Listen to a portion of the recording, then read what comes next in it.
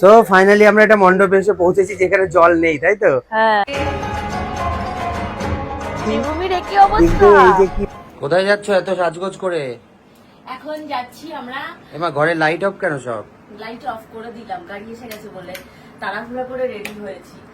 কোন রকমে ভেবেছিলাম আজকে আমরা বেরোবো না, ঠিক আছে? আর মানে ও এখানে আর আরেকজনের ক্যামেরা যাই তুই ওই দিক যা। তো আজকে ভেবেছিলাম আমরা বেরোবো না, কিন্তু মানে বেরোচ্ছি। এরপর আবার বৃষ্টি কি আসবে না আসবে ভগবান জানে। তো আজকে যাই গিয়ে দেখি কি হয় না হয়। আমরা এখন যাচ্ছি পুজো প্যান্ডেলে, হ্যাঁ, ঠাকুর দেখতে। আজকে কি দ্বিতীয়া মনে হয় নাকি? হ্যাঁ না, আজকে প্রথমা। না না, আজকে দ্বিতীয়ার দিন। আজকে আমরা এখন বেরিয়ে পড়ছি পুজো ঠাকুর দেখতে। জানি না কালকে কি হবে। আজকে বিভৎস বৃষ্টি হয়েছে, শুনলাম ওইদিকে জলমল উঠে গেছে। এখন জানি না গিয়ে দেখতে পারবো কিনা। যেটাই হবে তোমাদের সাথে অবশ্যই শেয়ার করবো, তোমরা ভিডিও দেখতে থাকো। এখানে দাঁড়িয়ে দাঁড়িয়ে বক বক করছো কেন?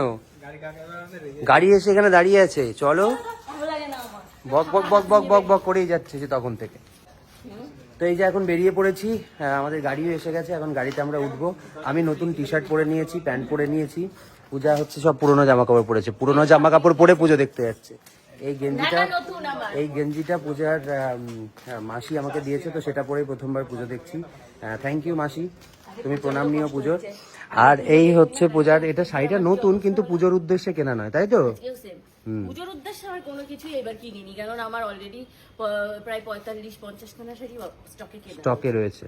Welcome to London. দেখো দেখো দেখো, একেবারেই মানে আমাদের জল নিকাশি ব্যবস্থা কলকাতায় সত্যি খুব খারাপ। অ্যাকচুয়ালি এটার পেছনে একটা ইতিহাস আছে। এটা শুধুমাত্র সরকারকে বা মেয়রকে দোষ দিলে হবে না। কলকাতায় পুরো দীঘা হয়ে গেছে। হ্যাঁ, পুজোর মধ্যে যদি এরকম হয় মানুষজন কি করবে? পুরো জল, এখানে মনে হয় জল ছিল, সব জল নেমে এখন ওই দিক চলে গেছে। ভাবো আজকে পুরো পুজোর আগে মানে পুরো ঢেলে বমি করেছে, ঢেলে। এই জল জমার পিছনে একটা কারণ আছে। মানে যখন ব্রিটিশরা কলকাতার ড্রেনেজ সিস্টেম করেছিল না, তখনই উল্টো ড্রেনেজ সিস্টেম করেছিল।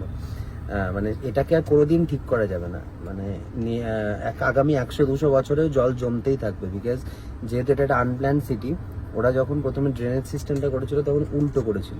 জল এখানে কি হয়, রিফ্লাক্স হয়। জল মানে পাইপগুলো এরকম ডাউন না, এইরকম একটু কার্ভে আছে, সেজন্য জল রিফ্লাক্স হয়, এই জন্য জল জমে। রাস্তা শ্রীভূমি আমরা পৌঁছে গেছি, কিন্তু এই যে কি বাজে অবস্থা দেখো, মানে পুরো বন্যা হয়ে গেছে, এখনো জল নামেনি। সমুদ্রের ঢেউ, দিঘার ঢেউ।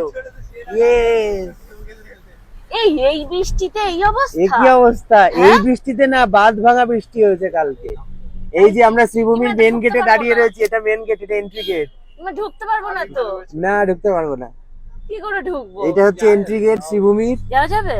দেখো কি অবস্থা। যাওয়া যাবে না।